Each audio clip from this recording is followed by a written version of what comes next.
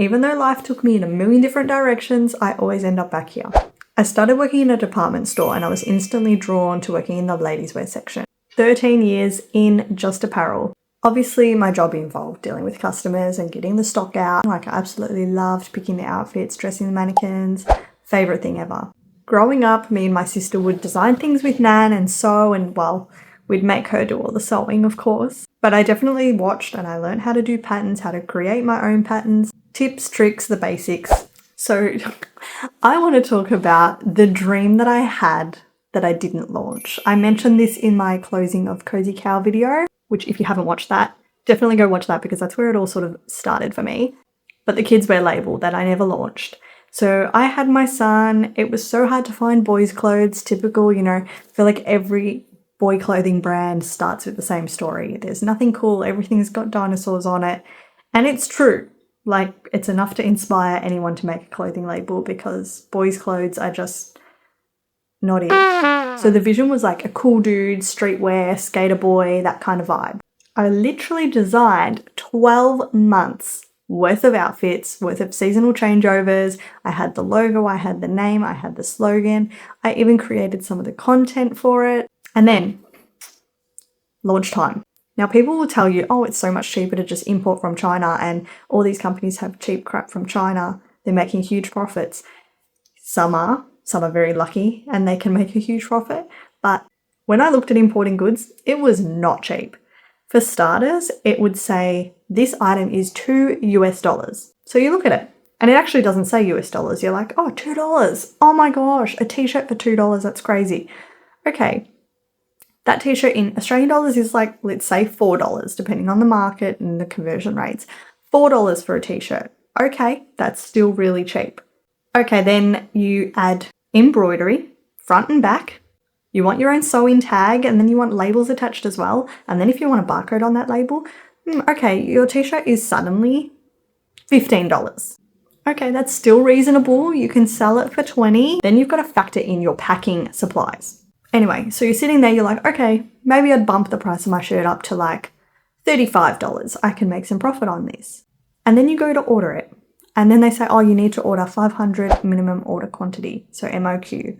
500 MOQ of each size, each color, like any different variation, you need to order 500 of each one. So then you're sitting there going, okay, well, I want sizes 1 to 5 and I want 2 different colors. So then I end up having like 5,000 t-shirts and that's just for one item. What about the other 12 that I've designed?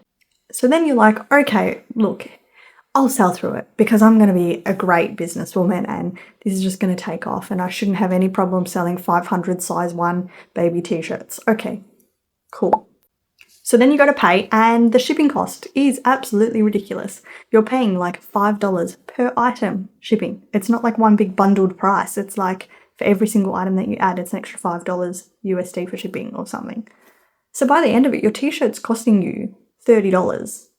$40. I'm not good at maths. I did all the maths at the time and I just went, oh shit, $30,000 it was going to cost me. And that was to have like the bare minimum, like 2 tops, 2 pairs of shorts or something like that. Like it was absolutely too much.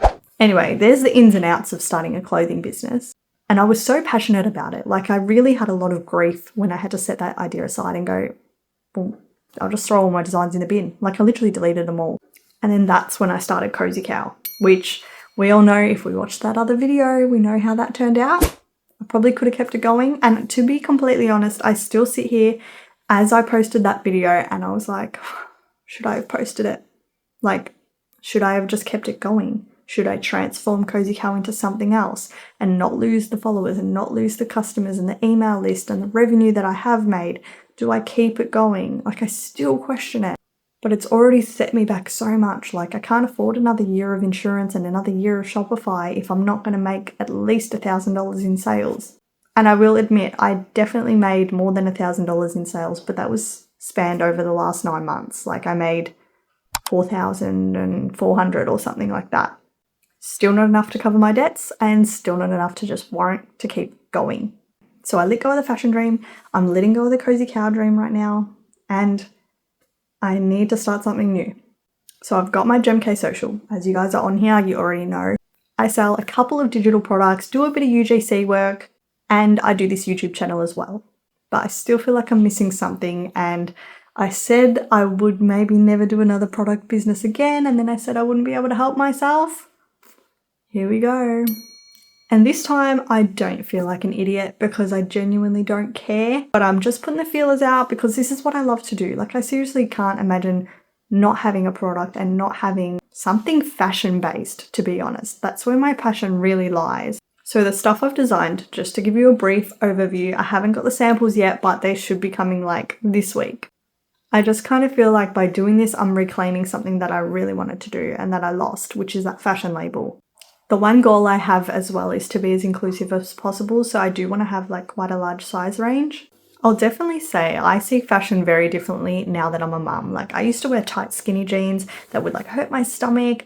Now that I've had a baby and I've got endometriosis, let's just say I feel it. When it's tight on my stomach, I feel it. As soon as I get my samples, I will be bringing them to you. We can do like a little try on haul. But what I want to end with is, if you've ever had a dream that you've put on pause, let this be a reminder that it's never too late to come back. And if you can relate to any of this, leave me a comment. Even share your business ideas or failures. Literally, it would be so nice to have someone to relate to in the comments. And I'll see you when I've got my t-shirts in hand. Kind of vibe. Payment. Someone's just using a power tool.